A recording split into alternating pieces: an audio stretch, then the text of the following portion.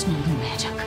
Tek bir düzen inşa edeceksek bunun için birlik gerek. Bu mülkler canlı alınır, canlı verilir. Biz bedel ödemekle değil, ödetmekle nam salmışız İsmihan Sultan. Al çiçek!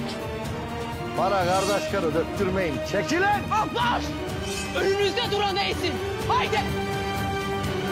En ufak bir yanlışında Osman Bey ölecek. Bu öyle kolay olmayacak.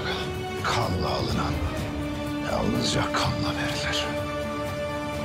Çünkü kelamın yetmediği yerde söz kılıçlarındır. Sultanım.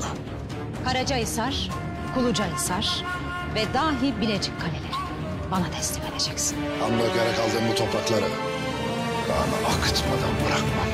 Eğer beni yurdumdan atmak isterseniz ortada bir yurt komam. Benim bildiğim Osman Bey başını dahi verir ama yurdunu vermez. Osman kalelerini terk edip köşesine çekilecek biri değil. Osman, seni öldürmek benim kaderimde. O vakit Konya'ya gideceğiz. Eğer ki Sultan Mesut'u kurtarırsak İsmail ve Alaaddin'i başımızdan alacaktır.